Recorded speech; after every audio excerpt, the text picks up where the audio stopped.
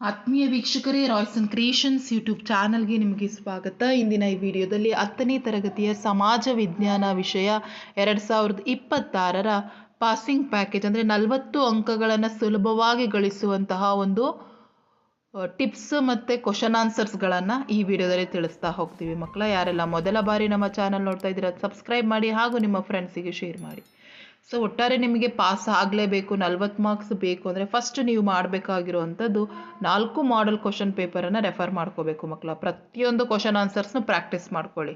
ನನಗೆ ಪಾಸ್ ಆಗೋದೇ ಇಲ್ಲ ಅನ್ನೋರು ಈ 4 ಮಾಡೆಲ್ ಕ್ವಶನ್ ಪೇಪರ್ ಪ್ಲಸ್ ಈ ಪಾಸಿಂಗ್ ಪ್ಯಾಕೇಜ್ ಏನನ್ನು ನಾವು ಹೇಳ್ತಾ ಇದ್ದೀವಲ್ವ, ಇದಿಷ್ಟು ಕ್ವಶನ್ ಆನ್ಸರ್ನ ಪ್ರಾಕ್ಟೀಸ್ ಮಾಡ್ಕೊಳ್ಳಿ. 100% ಯು ಕ್ಯಾನ್ ಸ್ಕೋರ್ 40. ಆರಾಮಾಗಿ ನೀವು 40 ಅಂಕಗಳನ್ನು ಗಳಿಸ್ಬೋದು. ಸೊ ನೋಡೋದ್ರಿಂದ ನೀವೇನು ಮಾಡಲಿಕ್ಕಾಗಲ್ಲ, ಕ್ವಶನನ್ನು ಮಾರ್ಕ್ ಮಾಡ್ಕೊಳ್ಳಿ. ಯಾಕೆಂದರೆ ಆಲ್ರೆಡಿ ನಿಮ್ಮ ಸ್ಕೂಲ್ಗಳಲ್ಲಿ ಕ್ವಶನ್ ಆನ್ಸರ್ಸ್ ಕೊಟ್ಟಿರ್ತಾರೆ. ಸೊ ಈ ಕ್ವಶನ್ಸ್ಗಳನ್ನ ಮಾರ್ಕ್ ಮಾಡಿಕೊಂಡು ಇವುಗಳಿಗೆ ಸ್ವಲ್ಪ ಹೆಚ್ಚು ಕಾನ್ಸಂಟ್ರೇಟ್ ಮಾಡಿ ಪ್ರಾಕ್ಟೀಸ್ ಮಾಡಿಕೊಂಡ್ರೆ ನಾಳೆ ಎಕ್ಸಾಮಲ್ಲಿ ನಿಮಗೆ ಬಹಳಷ್ಟು ಯೂಸ್ಫುಲ್ ಆಗ್ತದೆ ಮಕ್ಕಳ. ಸೊ ಒಟ್ಟಾಗಿ ನಾವು ಮೊದಲನೇದಾಗಿ 4 ಅಂಕದ ಪ್ರಶ್ನೆಗಳಿಗೆ ಹೋಗೋಣ. ಸೊ ವೆರಿ ಇಂಪಾರ್ಟೆಂಟ್ ಕ್ವಶನ್ಸ್ಗಳು ಮಕ್ಕಳ ಇವೆಲ್ಲ. ಸೊ ನಾಲ್ವಡಿ ಕೃಷ್ಣರಾಜರ ಒಡೆಯರ ಸಾಧನೆಗಳು ಯಾವ್ಯಾವು ತುಂಬ ಬಾರಿ ಕೇಳ್ತಾ ಇದ್ದಾರೆ. ನೆಕ್ಸ್ಟ್ ದೋಂಡಿಯಾವಾಗ್ನ ಹೋರಾಟ. ಸೊ ನೋಡಿ, ನಿಮಗೆ ಇಲ್ಲಿ ಪಾಯಿಂಟ್ಸ್ ಇಷ್ಟು ಸಾಕು. ಈಗ ದೋಂಡಿಯಾವಾಗ್ನ ಹೋರಾಟ ಅಂದರೆ ದೋಂಡಿಯಾ ಸೈನಿಕನಾಗಿ ಟಿಪ್ಪು ಸೈನ್ಯವನ್ನು ಸೇರ್ತಾನೆ. 4ನೇ ಮೈಸೂರು ಯುದ್ಧದ ನಂತರ ದಂಗೆ ಹೇಳ್ತಾನೆ. ಒಂದು ಸಣ್ಣ ಸೈನ್ಯವನ್ನು ಸಂಘಟಿಸ್ತಾನೆ. ಶಿವಮೊಗ್ಗ ಮತ್ತು ಬಿದನೂರಿನ ಕೋಟೆಗಳನ್ನು ಗೆಲ್ತಾನೆ. ಅನೇಕ ಅತೃಪ್ತ ಪಾಳೆಗಾರರು ಪ್ರೋತ್ಸಾಹಿಸ್ತಾನೆ. ಫ್ರೆಂಚರು ಈತನಿಗೆ ಸಹಾಯವನ್ನು ಮಾಡ್ತಾರೆ. ಸೊ ಇದಿಷ್ಟು ಪಾಯಿಂಟ್ಸನ್ನು ನೀವು ಬರೆದುಕೊಂಡ್ರೆ ಸಾಕು. ನೆಕ್ಸ್ಟ್ ಸಂಗೊಳ್ಳಿ ರಾಯಣ್ಣನ ಹೋರಾಟ ಮೋಸ್ಟ್ ಇಂಪಾರ್ಟೆಂಟ್. ನೆಕ್ಸ್ಟು ವಿವಿಧ ಸಮಾಜ ಸುಧಾರಕರ ಸಾಧನೆಗಳೇನು. ನೆಕ್ಸ್ಟ್ ಸ್ವಾತಂತ್ರ್ಯ ಹೋರಾಟದಲ್ಲಿ ಮಂದಗಾಮಿಗಳು. ಸೊ ಈ ಕ್ವಶನ್ನು. ನೆಕ್ಸ್ಟ್ ಇಲ್ಲಿ ಸ್ವಾತಂತ್ರ್ಯ ಚಳುವಳಿಯಲ್ಲಿ ತೀವ್ರವಾದಿಗಳ ಪಾತ್ರ, ಸುಭಾಷ್ ಚಂದ್ರ ಬೋಸ್ರ ಸಾಧನೆಗಳು. ನೆಕ್ಸ್ಟ್ ಡಾಕ್ಟರ್ BR ಅಂಬೇಡ್ಕರ್ ಅವರ ಹೋರಾಟ, ಅನಕ್ಷರತೆಯ ನಿವಾರಣಾ ಕ್ರಮಗಳು, ಏನೆಲ್ಲ ಕ್ರಮಗಳನ್ನು ತೆಗೆದುಕೊಳ್ತಾರೆ. ನೆಕ್ಸ್ಟ್ ಲಿಂಗ ತಾರತಮ್ಯದ ವಿವರಣಾತ್ಮಕ ಕ್ರಮಗಳು ಯಾವ್ಯಾವು. ನೆಕ್ಸ್ಟ್ ಲಿಂಗ ತಾರತಮ್ಯದ ನಿವಾರಣಾ ಕ್ರಮಗಳು ಯಾವ್ಯಾವು ಇವನ್ನು ನೋಡ್ಕೊಳ್ಳಿ. ಭ್ರಷ್ಟಾಚಾರಕ್ಕೆ ಕಾರಣಗಳೇನು, ಮಣ್ಣಿನ ಸವೆತದ ಕಾರಣ ಮತ್ತು ಪರಿಣಾಮ, ಮಣ್ಣಿನ ಸಂರಕ್ಷಣಾ ವಿಧಾನಗಳು, ಕೈಗಾರಿಕಾ ಸ್ಥಾನೀಕರಣದ ಅಂಶಗಳು. ಸೊ ಇದಿಷ್ಟು ನಿಮಗೆ ಇಲ್ಲಿ 14 ಪ್ರಶ್ನೆಗಳು ಏನು ಡಿಸ್ಪ್ಲೇ ಮೇಲೆ ಕಾಣಿಸ್ತಾ ಇದೆಯಲ್ಲ ಮಕ್ಕಳ, ಸೊ ಇವುಗಳ ಮೋಸ್ಟ್ ಇಂಪಾರ್ಟೆಂಟ್ ಆಗಿ ನಿಮಗೆ 4 ಅಂಕಕ್ಕೆ ಕೇಳುವಂತಹ ಪ್ರಶ್ನೆಗಳಾಗಿರ್ತವೆ. ಸೊ ಹಾಗಾಗಿ ಇವನ್ನು ಪ್ರಾಕ್ಟೀಸ್ ಮಾಡ್ಕೊಳ್ಳಿ. ಮತ್ತು 4 ಮಾಡೆಲ್ ಕ್ವಶನ್ ಪೇಪರ್ಸನ್ನು ಮಿಸ್ ಮಾಡದೆ ನೀವು ಪ್ರಾಕ್ಟೀಸನ್ನು ಮಾಡ್ಕೊಳ್ಬೇಕಾಗುತ್ತೆ ಮಕ್ಕಳೇ. ಆಗ ಮಾತ್ರ ನಿಮಗೆ ಒಳ್ಳೆಯ ಅಂಕಗಳನ್ನು ಗಳಿಸಲಿಕ್ಕೆ ಸಾಧ್ಯ ಆಗೋದು. ಹಾಗಾಗಿ ನಾನು ನೆಕ್ಸ್ಟ್ ವಿಡಿಯೋದಲ್ಲಿ ಪ್ರತಿಯೊಂದು ಕ್ವಶನ್ ಆನ್ಸರ್ಸನ್ನು ನಾನು ನಿಮಗೆ ಎಕ್ಸ್ಪ್ಲೈನ್ ಮಾಡ್ತಾ ಹೋಗ್ತೀನಿ. ಈಗ ಜಸ್ಟ್ ಕ್ವಶನ್ಸ್ಗಳನ್ನ ಮಾತ್ರ ಕೊಡ್ತಾ ಹೋಗ್ತಿದ್ದೀವಿ ಮಕ್ಕಳ. ನೆಕ್ಸ್ಟ್ 3 ಅಂಕದ ಪ್ರಶ್ನೆಗಳು ನೋಡೋಣ. ಮಾರ್ತಾಂಡ ವರ್ಮನ ಹೋರಾಟ. So very important. ರಾಜ ಮಾರ್ತಾಂಡನ ಏನು ಮಾಡ್ತಾನೆ, ಡಚ್ಚರನ್ನು ತಡೆಗಟ್ತಾನೆ. ಡಚ್ಚರು ತಿರುವಾಂಕೂರಿನ ಮೇಲೆ ದಾಳಿಯನ್ನು ಮಾಡ್ತಾರೆ. ಮಾರ್ತಾಂಡ ವರ್ಮನು ಡಚ್ಚರನ್ನು ಸೋಲಿಸ್ತಾನೆ.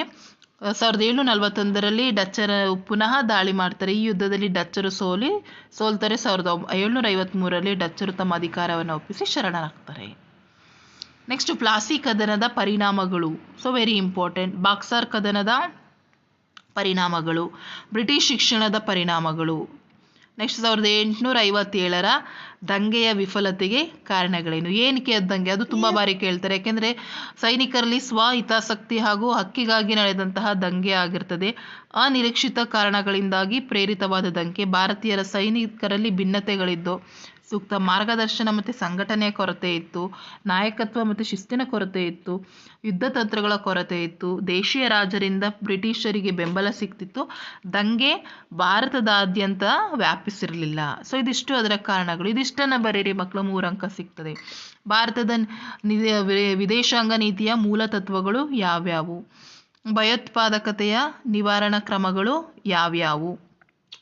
ನೆಕ್ಸ್ಟ್ ಸಂಘಟಿತ ಮತ್ತು ಅಸಂಘಟಿತ ಕೆಲಸಗಾರರ ವ್ಯತ್ಯಾಸಗಳೇನು. ಈಗ ಸಂಘಟಿತ ಕೆಲಸಗಾರರು ಅಂತ ಬಂದರೆ ಕಾಯ್ದೆಯ ನಿಯಂತ್ರಣ ಇರ್ತದೆ, ಒಂದು ನಿಶ್ಚಿತ ನಿಯಮವಿರ್ತದೆ, ಮತ್ತು ವಿಶೇಷ ಶೈಕ್ಷಣಿಕ ಅರ್ಹತೆ ಇರ್ತದೆ, ನಿಗದಿತ ವೇತನ, ವೈದ್ಯಕೀಯ ಶುಲ್ಕ ಇರ್ತದೆ.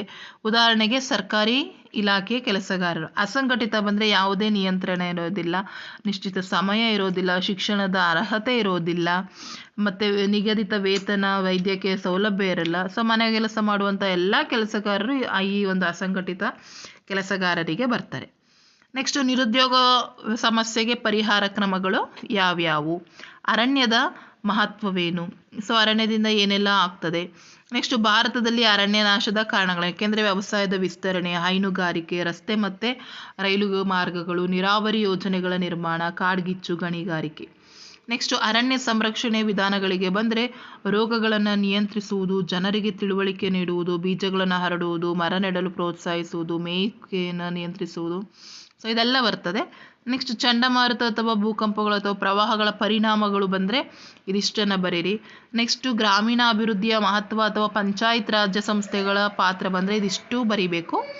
ನೆಕ್ಸ್ಟು ಬ್ಯಾಂಕಿನ ಕಾರ್ಯ ಅಥವಾ ಸೇವೆಗಳು ಅಥವಾ ಖಾತೆಯ ಅನುಕೂಲಗಳಂದರೆ ಸಾಲ ಕೊಡೋದು, ಠೇವಣಿ ಅಂಗೀಕಾರ, ಹಣದ ವರ್ಗಾವಣೆ, ಚೆಕ್ಕುಗಳ ಮೇಲೆ ಹಣ ವಸೂಲಿ, ಹುಂಡಿಯನ್ನು ಸೋಡಿ ಮಾಡುವುದು, ಭದ್ರತಾ ಕಪಾಟ ಒದಗಿಸುವುದು, ವಿದೇಶಿ ವಿನಿಮಯ ನಿರ್ವಹಣೆ. ಇದೆಲ್ಲ ನಿಮಗೆ 2 ಅಂಕಕ್ಕೆ ಬರುವಂಥ ಪ್ರಶ್ನೆಗಳಾಗಿರ್ತವೆ. 15 ಕೊಟ್ಟಿದ್ದೀವಿ ಮಕ್ಕಳ.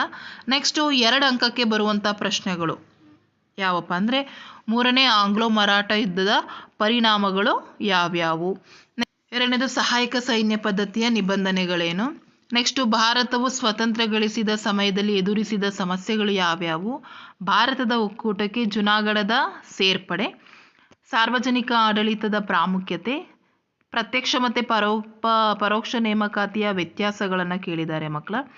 ನೆಕ್ಸ್ಟು ಸಾಮಾಜಿಕ ಸ್ತರ ವಿನ್ಯಾಸ ರೂಪುಗೊಂಡ ಬಗೆ ಹೇಗೆ, ಅಸ್ಪೃಶ್ಯತಾ ನಿವಾರಣಾ ಕ್ರಮಗಳು, ಸುಗ್ಗಿ ನಂತರದ ತಂತ್ರಜ್ಞಾನ, ನೆಕ್ಸ್ಟು ಗ್ರಾಹಕ ಸಂರಕ್ಷಣಾ ಕಾಯ್ದೆಯ ಉದ್ದೇಶಗಳೇನು, ಬಳಕೆದಾರರ ಶೋಷಣೆಯ ಕ್ರಮಗಳು ಯಾವ್ಯಾವು, ಕಾರ್ಮಿಕ ಅಥವಾ ಬಾಲ್ಯ ವಿವಾಹಕ್ಕೆ ಕಾರಣಗಳೇನು, ಭೂ ಬಳಕೆಯ ಮೇಲೆ ಪ್ರಭಾವ ಬೀರುವಂತಹ ಅಥವಾ ಬೆಳೆ ಮಾದರಿಗಳನ್ನು ನಿರ್ಧರಿಸುವ ಅಂಶಗಳು ಯಾವುವು, ಕಾಲುವೆಯ ವಿಧಗಳು ಕೇಳ್ತಾರೆ, ನೀರಾವರಿ ವಿಧಗಳು ಕೇಳ್ತಾರೆ, ಸುಗ್ಗಿ ಪೂರ್ವ ಮತ್ತು ಸುಗ್ಗಿ ನಂತರದ ತಂತ್ರಜ್ಞಾನದ ವ್ಯತ್ಯಾಸ ಕೇಳಬಹುದು, ಹೊಸ ಜಲಮಾರ್ಗದ ಅನ್ವೇಷಣೆಗೆ ಕಾರಣಗಳೇನು.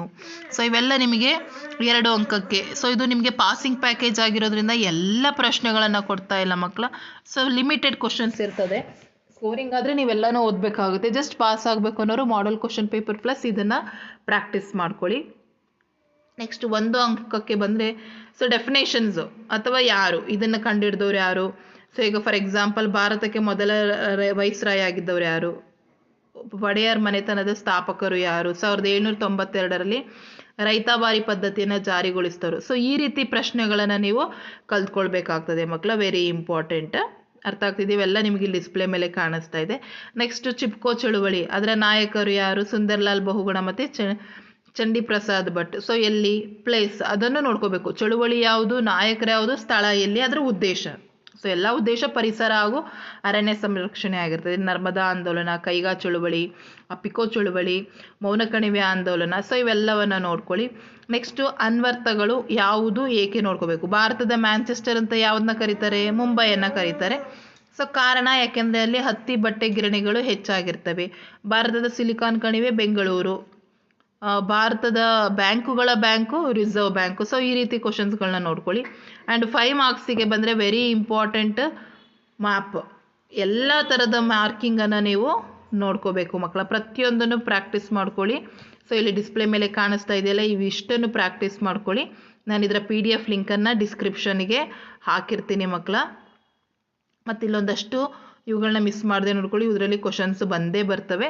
ಸೊ ಇದು ಒಂದು ಪಾಸಿಂಗ್ ಪ್ಯಾಕೇಜ್ ಆಗಿರೋದ್ರಿಂದ 40 ಅಂಕಗಳನ್ನು ಗಳಿಸೋದ್ರಾಗಿರೋದ್ರಿಂದ ನಿಮ್ಗೆ ಇದಿಷ್ಟು ನೋಡಿಕೊಂಡ್ರೆ ಸಾಕು ಮಕ್ಕಳ. ನಾಳೆ ಎಕ್ಸಾಮ್ಗೆ ಮತ್ತು ನಿಮ್ಮ ಫೈನಲ್ ಎಕ್ಸಾಮ್ಗಳಿಗೂ ಸಹ ನಿಮಗಿದು ಬಹಳ ಯೂಸ್ಫುಲ್ ಆಗ್ತದೆ ಅಂತ ಹೇಳ್ತಾ ಈ ವಿಡಿಯೋನ ಇಲ್ಲಿಗೆ ಎಂಡ್ ಮಾಡ್ತಾ ಇದ್ದೀನಿ.